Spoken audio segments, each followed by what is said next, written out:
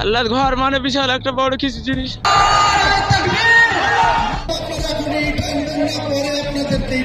আমরা ধৈর্য না রাখতে পেরে আমরা চলে এসেছি 249 কিলোমিটার রাস্তা।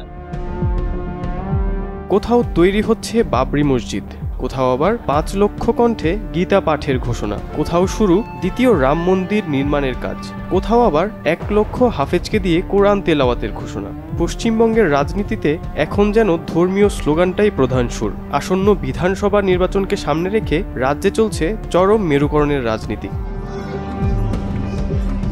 এই ধর্মীয় উন্মাদনার কেন্দ্রবিন্দুতে তৃণমূল কংগ্রেসের সদ্য বহিষ্কৃত বিধায়ক হুমায়ুন কবির। বাবরি মসজিদ ধ্বংসের 33 বছর পর গত শনিবার মুর্শিদাবাদে একই নামে একটি নতুন মসজিদের ভিত্তিপ্রস্তর স্থাপন করলেন তিনি। যদিও 2024 সালে পশ্চিমবঙ্গ বিধানসভায় দাঁড়িয়েই তিনি এই মসজিদ নির্মাণের ঘোষণা দিয়েছিলেন। তখন নীরব ছিল তার দল, কিন্তু বেলডাঙ্গার সাম্প্রদায়িক সংঘাত এবং দেশব্যাপী আলোড়নের পর চাপে পড়ে তৃণমূল কংগ্রেস তাকে সাময়িক বহিষ্কার করে। হুমায়ুনের এই পদক্ষেপের 24 ঘন্টা পার না হতেই এর কড়া জবাব দিতে মাঠে নামে গেরুয়া শিবির। হিন্দু ভোটকে একীভূত করার লক্ষ্যে কলকাতায় আয়োজন করা হয় গীতা পাঠের আসর।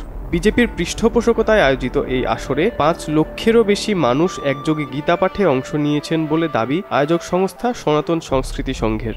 এ যেন ধর্মীয় শক্তির এক স্পষ্ট প্রদর্শন। তবে এখানেই থেমে নেই। গীতা পাঠের জবাবে এবার মুর্শিদাবাদে 1 লক্ষ হাফেজকে দিয়ে কোরআন তিলাওয়াত আয়োজনের ঘোষণা দিয়েছেন হুমায়ুন কবির। এখানে আমার কাজ শুরু হবে, এত মানুষের সমর্থন, এত মানুষ আমার কথা শুনে রাত দিন সারা রাত এখানে লোক এসছে। যে রাজ্য সরকার চালাকি করে মুসলমানদের সম্পত্তি 1 নম্বর খতিয়ানে তুলে দিচ্ছে, তাদের কবরস্থান, তাদের অন্যান্য 1 ইঞ্চি জমি রাজ্য সরকারকে কাটতে দেব না, কেন্দ্র সরকারকেও কাটতে দেব না।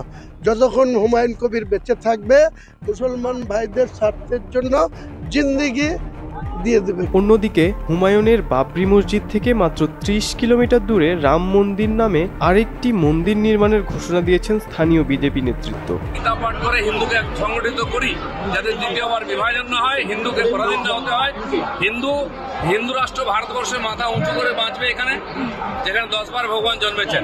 শ্রীকৃষ্ণের গীতার খোঁজ এখানে চলবে। রাজ্যের উন্নয়ন ও জনজীবনের মৌলিক সমস্যাগুলো আড়ালে ফেলে ধর্মীয় আবেগকেই তুরুপের তাস হিসেবে ব্যবহার করার চেষ্টা এখন দৃশ্যমান। বাবরি মসজিদ বনাম গীতাপাঠ এবং কোরআন বনাম রাম মন্দির। পশ্চিমবঙ্গের এই সংঘাতময় রাজনীতি বাংলার চিরাচরিত সম্প্রীতির আবহকে এক কঠিন চ্যালেঞ্জের মুখে ফেলেছে। প্রশ্ন একটাই, ধর্মীয় মেরুকরণের এই রাজনীতি কি শেষ পর্যন্ত পশ্চিমবঙ্গের গণতান্ত্রিক রায়কে প্রভাবিত করবে, নাকি ভোটাররা নিজেদের ইচ্ছায় ভোট দেবেন? Desk report, channel 24।